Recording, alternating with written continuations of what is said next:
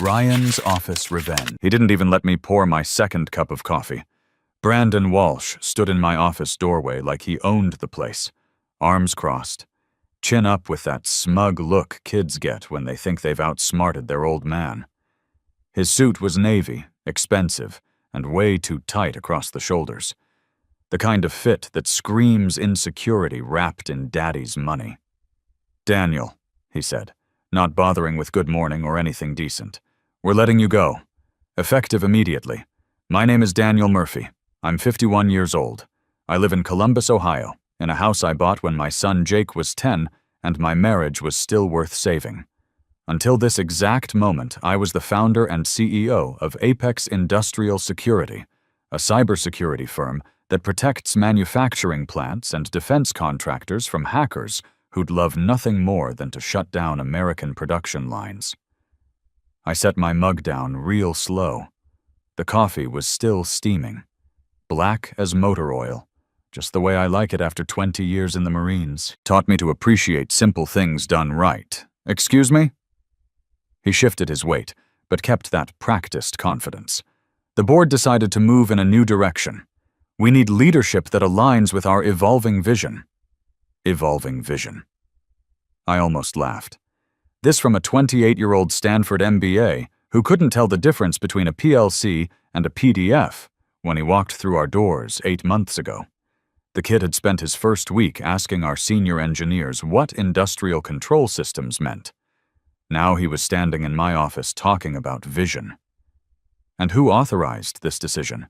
I asked, leaning back in my chair. Calm. Measured. The way you talk when you already know the answer but want to hear them say it out loud. "I did," he said. "I'm the acting CEO now. That gives me full discretion over personnel decisions." Acting CEO.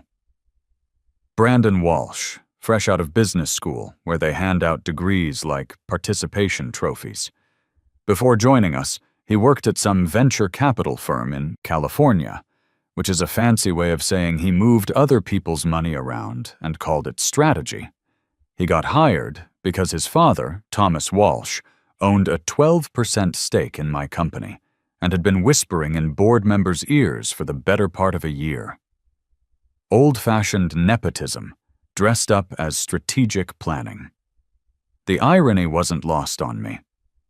I'd built this company from nothing, starting in a rented garage in 2009 with my business partner Gary Holmes and a used server that sounded like a diesel engine. We'd spent our first 2 years working 80-hour weeks, living on coffee and determination, building security protocols that could protect industrial facilities from cyber attacks that most people didn't even know existed yet. Now this kid, who'd never spent a day working with his hands, never seen what happens when a factory goes dark because some hacker in Eastern Europe decides to have fun with the power grid, was telling me I didn't align with the company's vision. "You don't have the authority to remove a founding officer," I said. "That requires a formal board resolution." "In writing." He smiled. "Not warm. Cold as a February morning in Cleveland. The board's already aligned. This isn't up for debate." I stood up. All 6 feet 2 inches of me, shoulders square, the way they taught us at Paris Island 30 years ago. He straightened like he thought I might take a swing at him. I didn't. I'm not 25 anymore, and I learned a long time ago that the best fights are won with your brain, not your fists. Instead, I picked up my phone and slid it into my jacket pocket, grabbed my keys from the desk. The silence stretched between us, thick and uncomfortable. Through the glass walls of my office, I could see the main floor where 180 good people were pretending to work while watching this drama unfold. Engineers, analysts, project managers. Most of them had been with us for years. Some had followed me here from other companies. All of them trusted that I'd never let them down. "Understood," I said. His eyebrows went up just a fraction. He wasn't expecting that. Kid thought he'd get drama, maybe some begging, definitely some pushing back.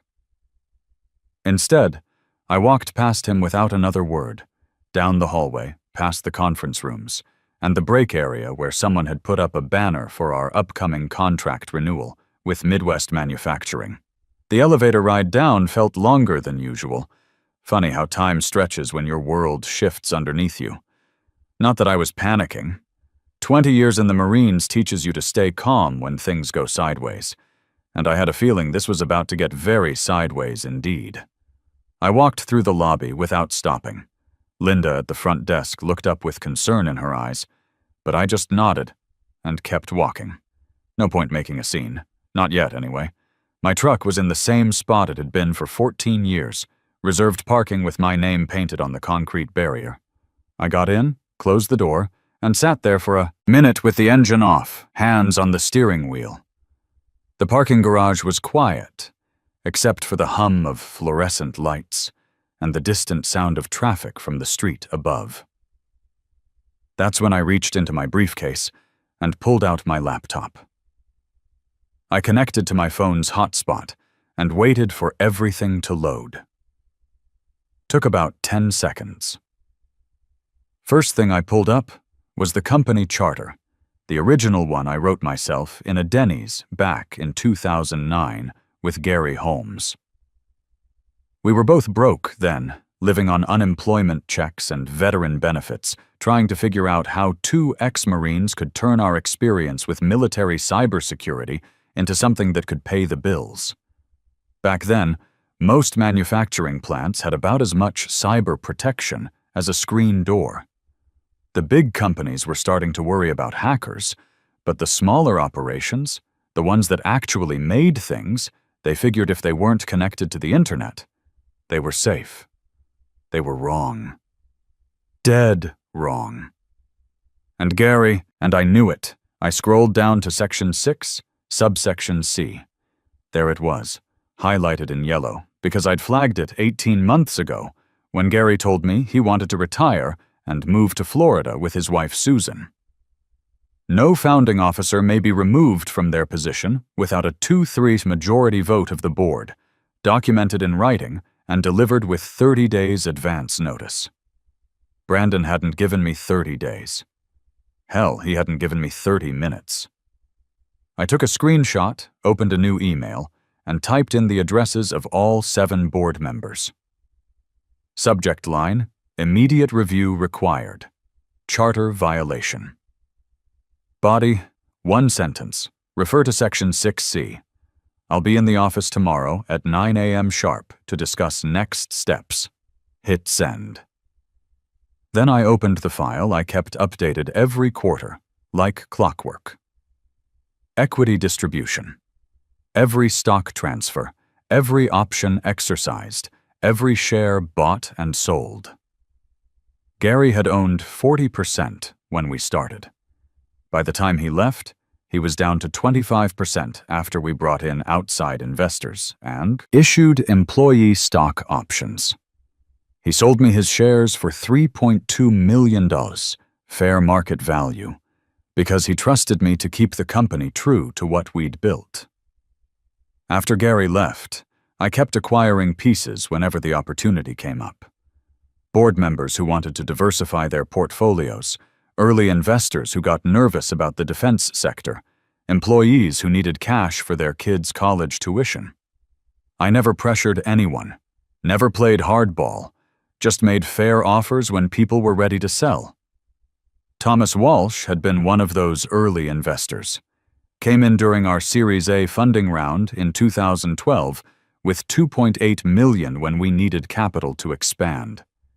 His 12% stake had grown nicely over the years. The company was worth about $85 million now, which made his shares worth roughly $10.2 million. Not bad for a $2.8 million investment. But here's what Thomas Walsh didn't know, and what his son Brandon definitely didn't know. By the time Brandon walked into my office this morning, I owned 87% of Apex Industrial Security. 87%. Not 80, not 85. 87. I stared at the number on my laptop screen. In the venture capital world, anything over 51% gives you control. Anything over 67% gives you supermajority powers. 87%? That's nuclear-level control. That's the ability to change the corporate charter, remove board members, sell the company, or do pretty much anything else you want without asking anyone's permission. I closed the laptop and started the engine. My phone rang before I even backed out of the parking space. Patricia Coleman, my attorney since day one. She didn't waste time with pleasantries. I just saw the email. What happened? Brandon Walsh fired me this morning. No board vote, no documentation. Just walked in and said I was done. That's bold and stupid, very. You want me to draft a response? Not yet. Let them sweat. I'll handle the board meeting tomorrow. She paused. I could hear her tapping a pen against her desk, the way she did when she was thinking through the legal angles. Patricia had been practicing corporate law for 25 years, most of it representing small business owners who got pushed around by bigger companies or crooked partners. She understood the game. Daniel, 87% is nuclear-level ownership. You know that, right? I do. You could dissolve the entire board tomorrow if you wanted. Replace every single member. Hell, you could change the company's articles of incorporation without asking anyone. I know. Are you going to? I pulled into traffic, squinting against the late afternoon sun reflecting off the office windows downtown. Columbus was growing fast these days, lots of tech companies moving in, but the manufacturing base was still strong. Steel mills, auto parts, plants, chemical facilities, all of them potential clients, all of them vulnerable to cyber attacks. I'm going to do what needs to be done, I said. That's what I figured. Call me if you need anything. And Daniel? Yeah? Don't let them. See you coming. The rest of the afternoon passed quietly. I didn't go home. Instead, I drove to a coffee shop on the east side of town, the kind of place where they play music just loud enough to drown out conversations, and nobody bothers you if you sit in the corner with a laptop for 3 hours. I ordered a black coffee and found a table near the back. Pulled up every document I'd need for tomorrow's board meeting. The charter, equity reports, emails between Gary and me when we restructured ownership after his retirement, board meeting minutes from the last 18 months. Everything that proved Brandon Walsh had overstepped his authority and violated corporate governance. I organized it all into one folder and uploaded it to our secure server. Then I printed 3 hard copies at the coffee shop's business center. Old school maybe, but paper doesn't crash when you need it most, and there's something satisfying about slapping documents down on a conference table when people think they've outsmarted you. Around 4:30, my phone buzzed with a text from Brandon. Just to confirm, we'll have your final paycheck processed by end of week. Please return all company property by Friday. I stared at the message for a long moment. Kid really thought it was over. Really thought he'd won. Probably already planning his first all-hands meeting as the new CEO, talking about modernization and efficiency, and all the other buzzwords they teach in business school. I didn't reply. Let him think what he wanted to think. He'd find out the truth tomorrow morning. Another text came through around 5 p.m. This one from Harold Stevens, the old-timer on our board. Former Marine like me, spent 30 years managing steel production lines in Cleveland before retiring. Harold understood what real work looked like. He also understood what happened when factories went dark because some punk with a laptop decided to mess with the power grid. Daniel, just saw your email. We need to talk. Call me. I called him immediately. He picked up on the first ring, and I could hear the sound of welding in the background. Harold never could stay completely retired. He was probably in his garage working on one of those vintage motorcycles he collected. What the hell is going on over there? Brandon fired me this morning. No vote, no notice, no documentation. Just walked in and told me I was done. Son of a bitch. I heard the welding torch shut off. He can't do that. Board governance 101. I know. Question is, does he know? Kid's been asking questions for weeks about operational control, executive powers, that kind of stuff. I thought Thomas was just trying to educate him about how boards work. Now I'm thinking they were planning this. That made sense. Thomas Walsh was smart money, the kind of investor who did his homework and played the long game. Problem was, he'd apparently forgotten to do his homework on one crucial detail: exactly how much of the company I owned. Harold, did you know about the security breach at Riverside Manufacturing last month? The one where their whole assembly line went down for 3 days? Yeah, I heard. Cost them about $2.8 million in lost production. Brandon wanted to bid on their recovery contract. Wanted to subcontract the actual security work to some outfit in Singapore. Save money, he said. Be more competitive. Harold was quiet for a moment. Then, Jesus. You can't outsource cybersecurity for American manufacturing. Half these plants work defense contracts. There are federal regulations. That's what I told him. Kid looked at me like I was speaking a foreign language. You know what this is really about, don't you? Harold's voice had that edge to it, the one he probably used when some young engineer tried to cut corners on safety protocols. Thomas sees dollar signs, thinks he can streamline operations, cut costs, maybe flip the company to one of those big consulting firms in a couple years. I hadn't thought about it that way, but it made perfect sense. Rip out the expensive American labor, outsource the technical work, turn Apex into a middleman operation that looked good on paper but couldn't actually protect anything that mattered. What do you need from me tomorrow? Harold asked. Just show up. 9 a.m. Conference Room A. I'll handle the rest. You're not going to burn the place down, are you? I smiled, even though he couldn't see it. Only if I have to.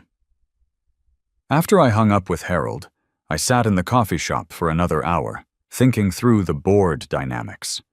7 members total. Harold was solid. We'd served together briefly in the early 90s, and he understood what the company meant to American manufacturing security. Jennifer Ross was the wild card. Former CFO of a automotive parts supplier, sharp as a tack, but focused on numbers above everything else. If I could show her that Brandon's plan would kill profitability, she'd flip. Timothy Beck was newer to the board, brought in 6 months ago when we expanded, retired FBI cybercrimes unit, understood the threat landscape. He wouldn't support outsourcing security work to foreign contractors, not when it involved protecting American infrastructure. The problem was Dr. Angela Foster and Maxwell Brooks. Both had come in with Thomas Walsh, part of his investor group. Foster ran some kind of management consulting firm. Brooks had made his money in tech before moving into investing. Both of them talked a good game about efficiency and modernization, but neither had ever worked in manufacturing. They didn't understand that when a steel mill's control systems get compromised, people can die. That left Sarah Williams, our employee representative. She'd been with us for 8 years, started as a junior analyst, worked her way up to senior project manager. Sarah knew exactly what Brandon's outsourcing plan would mean for the 180 people whose livelihoods depended on Apex staying American-owned and American-operated. By the time I left the coffee shop, it was getting dark. I drove home slowly, taking the long way through downtown Columbus. The city had changed a lot since I moved here in 2009. More tech companies, more startups, more young professionals walking around in expensive suits, talking on phones. But the bones of the place were still industrial, still blue-collar, still the kind of place where people understood that making things mattered. When I pulled into my driveway, I sat there for a moment looking at the house. It wasn't much to look at from the outside.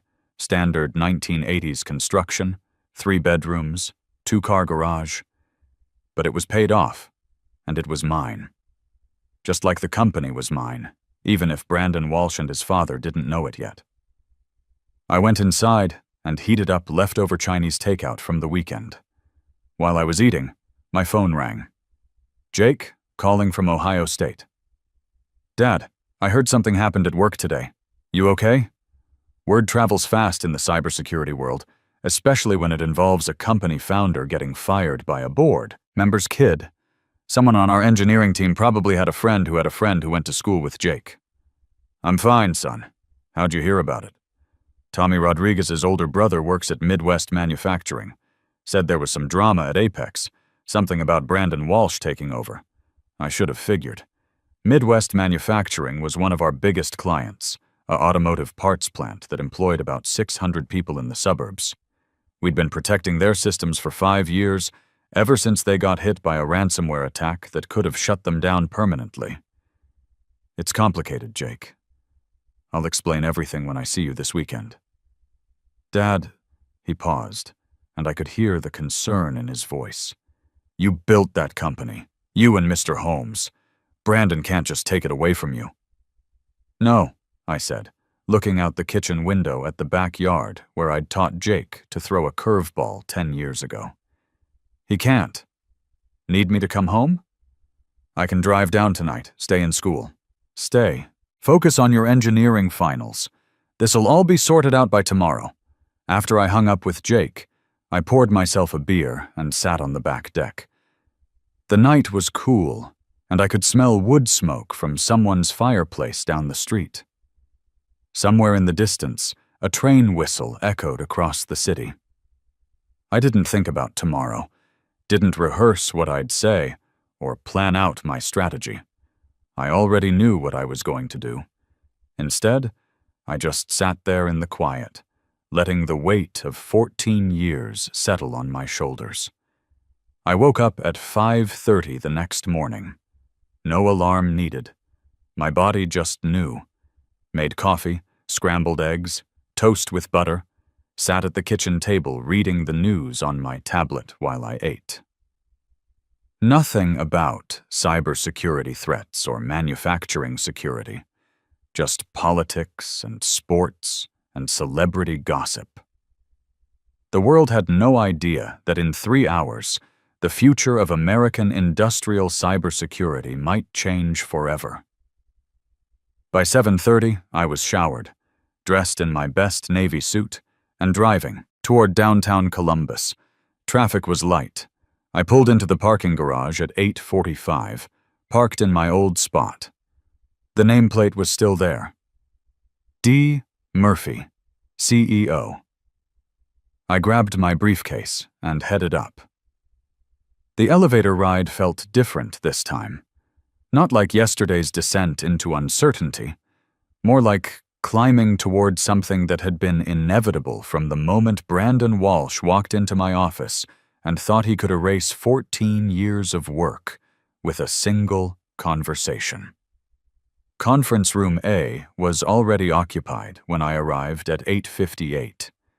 Brandon sat at the head of the table like he owned it, wearing a charcoal suit that probably cost more than most of our engineers made in a week. Thomas Walsh sat to his right, stone-faced and formal. The rest of the board was scattered around. Harold, near the windows, looking like he'd rather be anywhere else. Jennifer Ross, with her tablet and legal pad, taking notes on everything.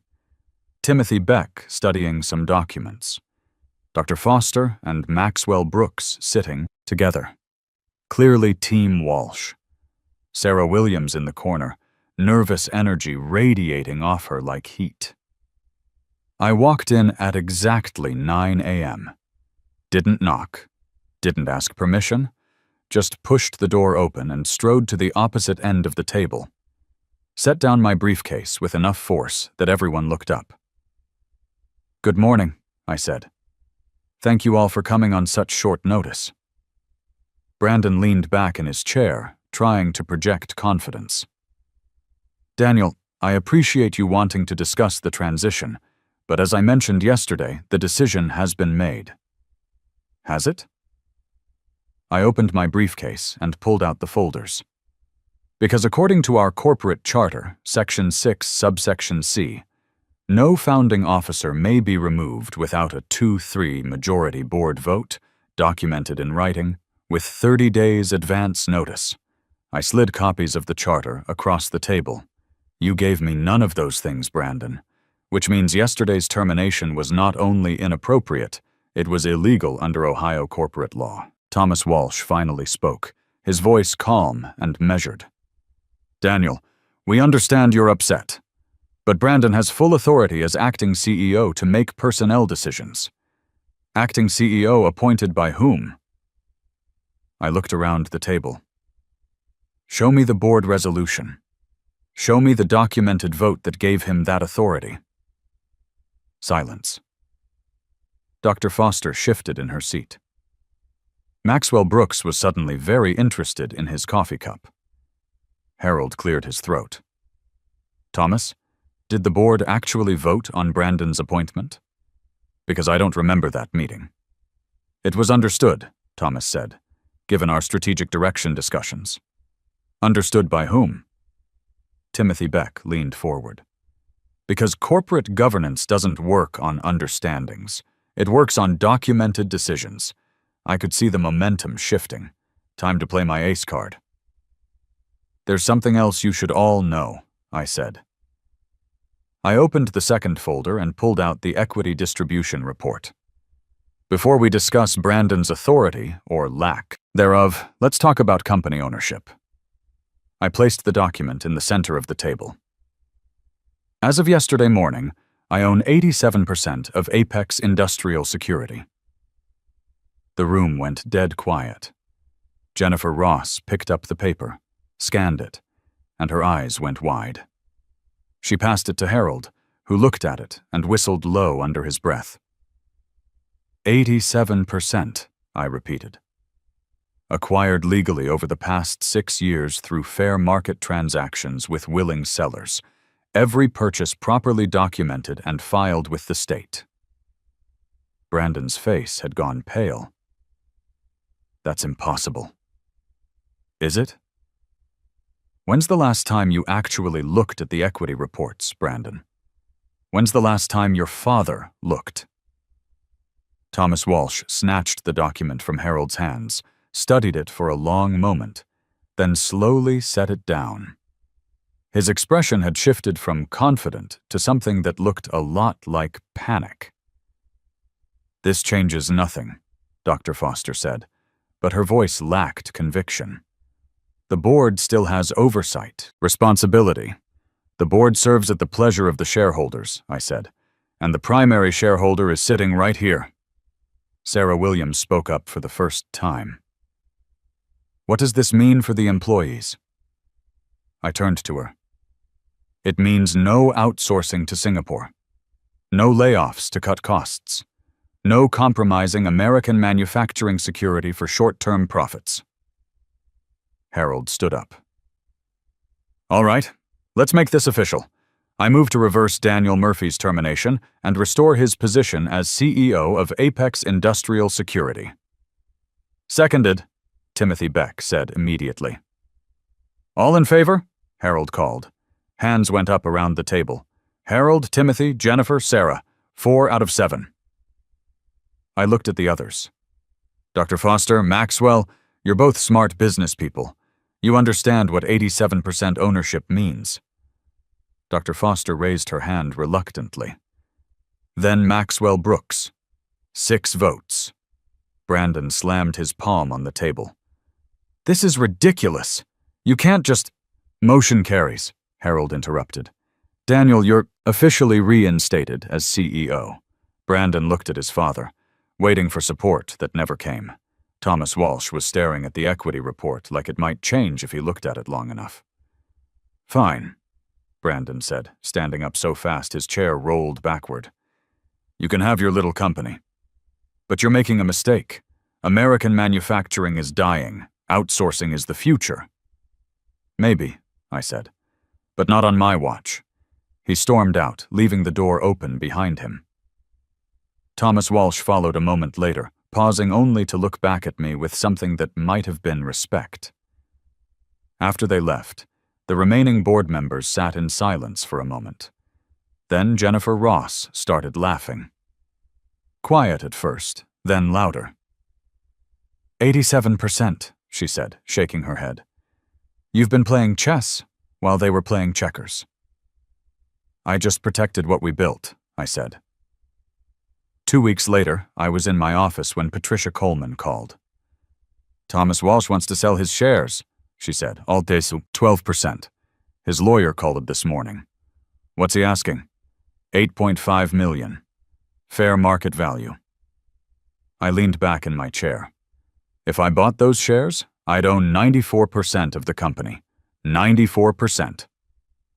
Make the offer, I said. A month after that, Jake called from Ohio State. Dad, I've been thinking about that internship next summer. Is the offer still open? I looked out the window of my office. Down on the street, I could see workers heading into the manufacturing district, people who depended on companies like ours to keep their factories running, their jobs secure, their communities alive. The offer's open, I said. But you should know, we're not just building a business anymore. We're building a legacy. I know, Dad. That's why I want to be part of it. That's when I knew we'd won. Not just the battle with Brandon Walsh, but something bigger. Something that would last long after I was gone. Sometimes the best revenge is just refusing to lose. I learned something that day, that every man past 50 knows but rarely says out loud, real power isn't about the title on your door or the size of your office. It's about understanding the game well enough to change the rules when someone tries to cheat you out of what you've earned.